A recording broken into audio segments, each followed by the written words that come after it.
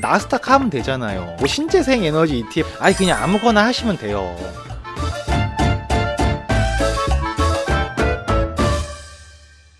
오늘 할 주제, ETF로 돈 벌기 쉬운 이유. 간단하죠? ETF로 어떻게 하면 돈을 벌 수 있습니까? 예를 들어 이런 거죠. 10,000원짜리 ETF를 내가 사서 11,000원 또는 12,000원, 뭐 1,500원 이렇게 내가 산 가격보다 비싸게 팔면 이제 돈을 버는 거지 않겠습니까?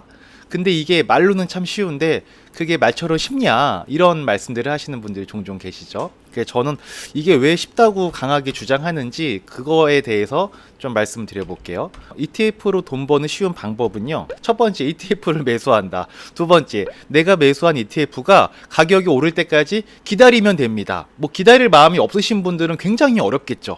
근데 저는 애초에 기다릴 마음이 있기 때문에 그냥 기다리면 되는 거죠. 그리고 내가 기다렸는데 정말 엄한 걸 해서 거꾸로 가는 걸 하면 안 되잖아요. 그래서 기다렸을 때 배신하지 않을 ETF를 한다. 저는 기다렸을 때 배신하지 않는 ETF라고 말씀드렸는데, 그럼 배신하는 ETF는 뭐냐? 이거는 제 개인적인 생각입니다. 이걸 제가 비방하거나 이게 잘못됐다라는 건 아닌데, 저는 인버스 ETF는 별로 선호하지 않습니다. 얘는 기다리면 기다릴수록 배신할 수 있는 ETF다라고 저는 생각을 합니다. 왜냐하면 자본주의 사회에서는 모든 자산 가치가 시간이 지남에 따라 세상에는 통화량이라는 게 많아지게 되죠. 그러면서 자산 가격이 올라가게 되어 있습니다.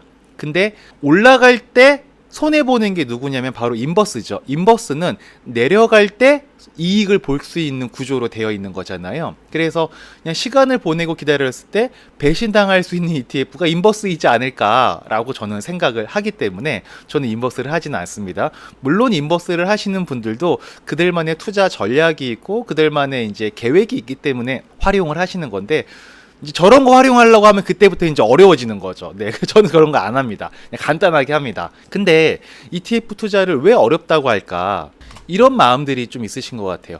이왕 하는 거 가장 좋은 ETF 하고 싶다. 이런 마음 뭐 갖는 거 물론 그럴 수 있는 거죠. 이런 마음 뭐 다들 갖고 계시지 않겠습니까? 뭐 저도 이런 마음 없지는 않습니다. 근데 가장 좋은 ETF를 내가 찾아서 그것만 투자하는 거, 그게 과연 가능할 것이냐? 글쎄요, 저는 그거는 우리의 영역이 아닌 것 같아요. 시대적으로 뒤처지지 않는 ETF를 구성을 하는 포트폴리오만 가지고 가도 충분히 우리가 ETF로 돈을 벌 수 있는 구조는 된다라고 저는 생각을 합니다. 그리고 그런 ETF 포트폴리오를 구성하는 게 별로 어렵지는 않지 않습니까? 요즘 시대에는 좀만 공부하고 유튜브 보시다 보면 정말 많은 전문가분들이 나오셔서 다 얘기해 주시잖아요. 특히나 저희 함께하는 장재창 대표님 뭐 매주 나와서 ETF에 대해서 좋은 이야기를 많이 해주시지 않습니까? 뭐 장재창 대표님 뿐만 아니라 다른 분들도 다른 유튜브 채널에서 굉장히 얘기를 많이 해주죠. 그러니까 요즘에는 귀동냥만 잘해도 투자를 할 수 있는 시대인 것 같다. 일반적인 우리들도 투자하기에 너무 좋은 시대를 살고 있는 것 같다. 네, 저는 그렇게 생각을 합니다. 그러니까 가장 좋은 ETF, 그냥 여러 개의 ETF 중에 탁 집어서 1등할 ETF를 찾으려고만 하지 않고 시대적으로 뒤처지지 않는 ETF로 무난한 수익을 만족할 수 있으신 분들이라면 정말 투자하기 쉬운 시대다. 두 번째로 ETF 투자할 때 어려워하는 이유는 뭐냐? 이건 ETF뿐만 아니라 모든 투자에서 마찬가지인 것 같아요. 이왕이면 남들보다 잘하고 싶다. 이것도 인간의 어쩔 수 없는 욕망이죠. 네, 잘못된 게 아닙니다. 당연한 겁니다. 네, 누구나 이런 마음을 가지고 있습니다. 저도 이런 마음을 가지고 있습니다. 근데 이것도 불가능한 영역이다. 네, 왜 그러냐? 우리가 남들보다 잘하고 싶듯 남들 또한 저보다 잘하고 싶지 않겠습니까? 서로 그냥 잘하고 싶은 마음들, 내 돈을 관리하는 일에서 못하고 싶은 사람이 없을 거예요. 이왕이면 다 남들보다 잘하고 싶은 마음이 생깁니다. 그러니까 결국에 누군가는 누군가보다 더 적은 수익을 얻게 되는 게 당연한 거예요. 항상 똑같은 수익이 아니겠죠. 은행 예금 똑같은 거 가입하는 게 아니고서야 항상 누군가와는 상대적으로 수익은 달라질 수밖에 없습니다. 수익이 높은 게 때로는 내가 될 수도 있고 수익이 낮은 게 때로는 내가 될 수도 있는 거죠.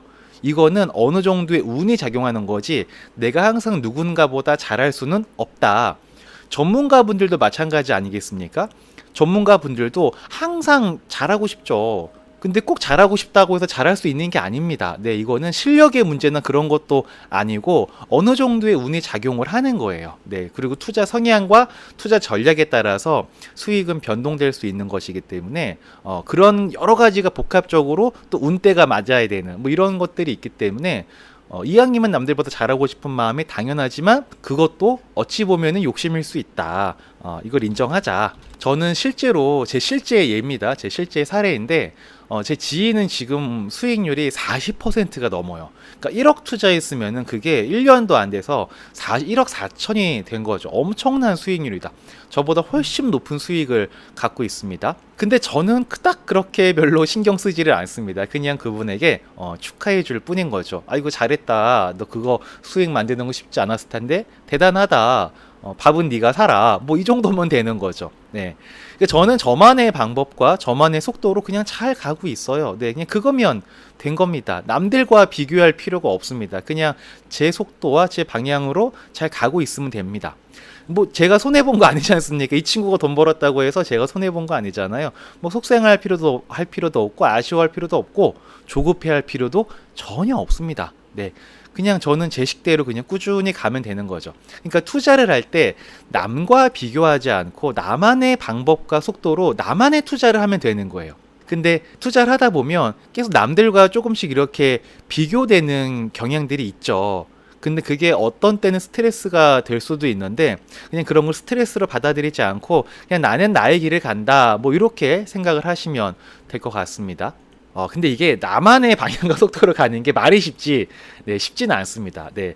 근데 이게, 내가 못나서 그런 게 아니라, 그냥 아직은 경험이 많지 않다 보니까 나만의 방향과 나만의 속도가 좀 아직은 형성되지 않은 단계일 수도 있어요. 투자 시장에 들어오신 지 얼마 안 된 분들과 오랜 기간 투자하신 분의 차이는 뭐냐면, 뭐 오래 한 사람이 수익을 잘 낸다, 안 낸다, 이게 아닙니다. 네, 여러분 그런 게 아닙니다. 오히려 초심자의 행운이 있을 수도 있습니다. 오래 하신 분들의 장점, 오래 하신 분들의 차이점은 뭐냐면 그들만의 투자 방향성과 속도가 있어요. 그리고 그걸 남들과 견주어서 성과를 보려고 하는 게 아니고 내 방향과 내 속도가 잘 유지되고 있나 이걸 가장 중요하게 봅니다. 그 남과 비교하지 않기 때문에 스트레스를 덜 받을 수 있고요. 스트레스를 덜 받으니까 꾸준히 오랜 기간 할 수 있고 큰 금액을 투자할 수 있습니다. 우리가 비교를 한다는 것 자체는 두 가지밖에 안 남습니다. 비교라는 거는 비참해지거나 교만해지거나 두 개밖에 안 생겨요. 그러니까 비교는 해봤자 하등에 좋을 게 없습니다, 우리한테. 근데 항상 우리 인간은 누군가와 비교하게 돼 있어요. 왜? 비교해서 내가 조금만 우위에 있으면 기분이 좋아지거든요. 행복해지고. 근데 우리가 항상 비교했을 때 우위에만 있을 수는 없지 않습니까? 늘 우위에 있다가 좀 아래에 있다가 왔다 갔다 할 거예요. 어느 순간 이런 걸로부터 좀 자유로워지는 시기가 올 겁니다. 네, 그렇게 됐을 때 우리가 진짜 마음 편하게 꾸준히 오랜 기간 투자할 수 있고 밥 먹듯이 투자할 수 있는 것 같아요.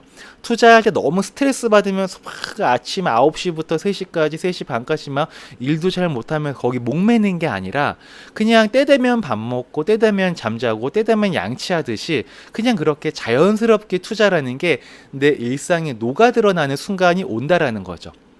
근데 그 순간이 오기 전에 이제 하다가 잘못돼서 이제 뭐 투자 시장을 떠나는 경우들도 물론 없지는 않죠. 예, 그래서 투자를 오랜 기간 하면서 나만의 방향과 속도를 찾는 게 굉장히 중요하다. 근데 처음부터 그런 나만의 스타일은 없습니다. 예, 선배가 하는 거나 다른 사람들이 하는 거 보고 따라하다가 어느 순간 나한테 맞는 게 생기는 거죠. 이게 집안일도 그렇고 회사 일도 그렇고 다 마찬가지입니다. 어느 순간 나한테 맞는 청소 습관이나 뭐 업무 스타일이 생기는 거죠. 투자도 그냥 마찬가지인 거죠. 하다 보면 어느 순간 나만의 투자 루틴이 만들어지는 겁니다. 그리고 남들이 투자 루틴이 만들어지면 남들이 어쨌거나 저랬거나 뭐 이거 신경 쓰지 않는 거죠. 저 같은 경우에 그 코로나 때, 이건 여담입니다만 코로나 때 엄청 주가가 폭락했죠. 저는 그래도 제 투자 철학, 저만의 루틴, 저만의 방식에 여기 보이시죠? 인버스. 저는 인버스는 언젠간 배신할 수 있는 이 상품이라고 생각하기 때문에 인버스 ETF 반환입니다. 근데 그거 안 했을 때 엄청 저 비난받았었습니다. 코로나 사태가 이렇게 폭발을 하게 됐고 세계가 셧다운이 돼서 당분간은 떨어질 수밖에 없는 분명한 사안들 눈앞에 보이는데 인버스를 안 한다? 너는 투자를 모르는 사람이야 라고 저한테 얘기한 사람들이 얼마나 많았겠습니까? 네, 없지 않았습니다. 근데 그냥 그런 말 들어도 괜찮아요. 그냥 그분은 그렇게 하는 게 본인 성향이고 그렇게 투자하는 게 본인의 방법인 거예요. 다만 저는 그게 제 방법이 아닌 거예요. 그 누가 이제 제 방식과 제 속도로 가는데 누가 그걸 비난하던 말던 저는 뭐 그 비난하는 건 그 사람의 자유이지 않습니까? 그 사람은 뭐 그 사람 나름대로 비난할 자유가 있는 거죠. 저는 그 비난을 받아들이거나 배제하거나 그건 또 저한테 그런 자유가 저한테도 있는 거 아니겠습니까? 그러니까 저는 그냥 안 받아들이는 것 뿐이에요. 그러니까 언젠가 저도 이제 이런 거 한 지가 14년 됐지 않습니까? 그러니까 처음부터 이러진 않았겠죠. 처음에 누가 막 그런 말하면 흔들리고 아 내가 진짜 투자해서 중요한 거 놓치는 건가? 시장과 역행하고 있는 건가? 막 이런 조바심 같은 게 났었죠. 근데 어느 순간에 이제 그런 게 약간 이제 내려놓게 되고 자연스럽게 초연해지는 상태가 되는 거죠. 여러분들도 이 영상을 보시는 분들도 분명히 그런 시기가 올 거다라고 저는 생각을 합니다. 저는 되게 여유롭게 투자를 하거든요. 심지어는 코로나 때 대폭락이 됐을 때도 제 마음은 여유로웠거든요. 물론 고객분들이 너무 힘들어하시고 그런 게 있으셨기 때문에 같이 공감해드리고 같이 위로해드리고 괜찮을 거라고 막 다짐도 같이 해드리고 이렇게 말씀을 드렸지만 저는 속으로는 되게 편했었거든요. 근데 저는 왜 마음이 편했었냐? 저는 투자할 때 목표 수익률이 연간 한 8에서 10%면 그냥 만족합니다. 네. 그냥 이 정도면 만족합니다. 그리고 저 수익을 얻기 위해서 기다릴 수 있는 마음의 준비가 되어 있습니다. 네, 이게 그냥 저한테는 이게 저의 투자 방법이고 저의 투자 방향성인 거예요. 저의 투자 루틴인 거예요. 그러니까 아무리 코로나 같은 게 와도 금융시장이 막 없어지지 않는 한 다 회복될 수밖에 없습니다. 이유는 여러분 지금 다 보셔서 아실 거예요. 정부에서 가만두지 않습니다. 폭락해 있는 주가는 다시 올라가는 걸 저도 기대하듯이 정부도 그걸 올리려고 노력을 많이 해요. 그러면 힘없는 저 같은 개인 같은 경우에는 그냥 가만히 있으면 되는 거예요.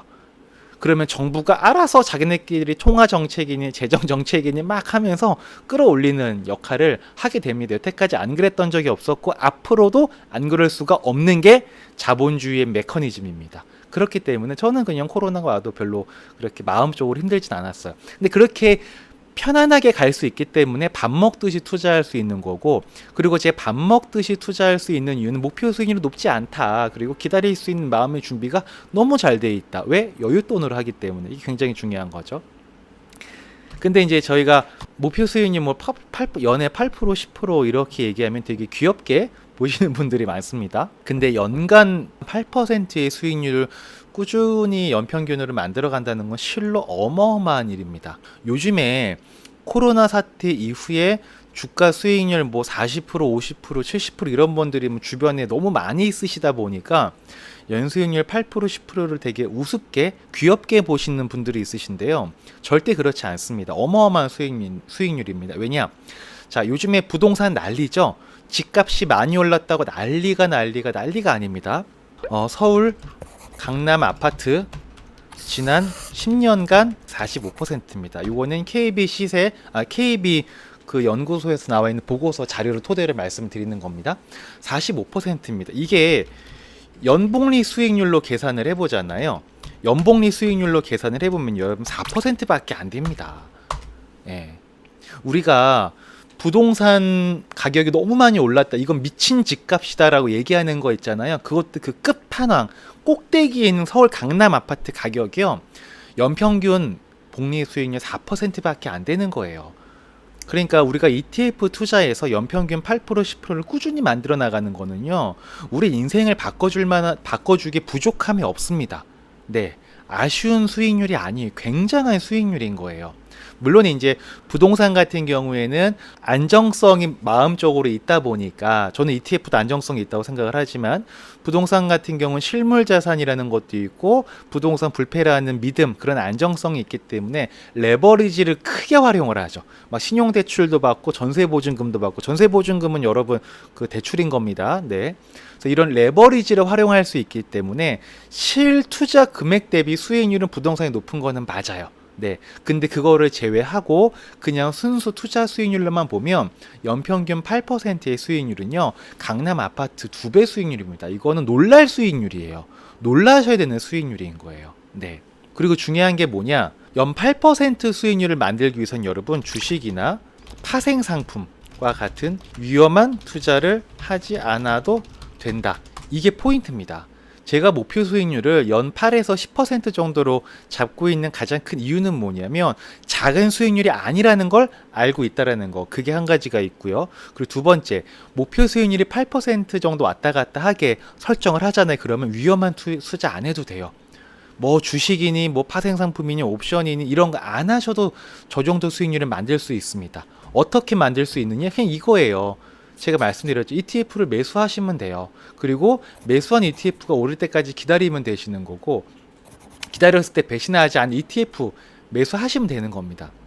이 대표적인 게 여러분 저희가 늘 얘기하는 나스닥 하면 되잖아요. 나스닥 하면 되는 거고, 신재생 에너지 ETF 하면 되잖아요. 아, 신재생 에너지 중에 어떤 게 좋아요? 아니, 그냥 아무거나 하시면 돼요. 차이가 나봤자 얼마나 차이가 날 것이며, 그 신재생 에너지 ETF 여러 가지 중에 어떤 게 가장 잘 될지 우리 인간이 그걸 어떻게 압니까? 그거 모릅니다. 신재생 에너지, 뭐 헬스케어 이런 거, 그쵸? 5G 관련된 거, 반도체 관련되고, 이거는 뭐 앞으로 세상의 수요가 그런 쪽으로 갈 수밖에 없는 여러분들 다 아시잖아요. 그냥 그런 것만 해서 꾸준히 그냥 관리해 나가시면 되는 거예요. 자, 여기서 이제 제가 중요한 말씀을 하나 드릴게요. 저희가 목표 수익률 8% 10% 말씀드리니까 지금 이런 질문을 되게 많이 하십니다. 그럼 8% 되면 팔아야 되나요? 아닙니다. 여러분, 목표 수익률의 의미는 크게 두 가지가 있는데요. 트레이딩 하시는 분들께서 갖는 목표 수익률의 의미와 저 같은 사람이 갖는 목표 수익률의 의미가 다릅니다. 어떻게 되냐면, 트레이딩 하시는 분들은 뭐 나는 한 달에 뭐 8%야, 한 달에 2%야, 이렇게 그런 목표 수익을 정해놔요. 그래서 그게 달성되면 그냥 팔고 새롭게 시작하시는 거예요. 왜? 그분들은 어차피 사고 팔고 하는 트레이딩을 통해서 수익을 만들어가는 분들이시기 때문에 그 도달하면 그냥 파는 게 맞아요. 근데 저 같은 경우에 수익률을 8%로 목표를 잡아놓은 이유는 뭐냐면, 목표 수익률이요, 여러분.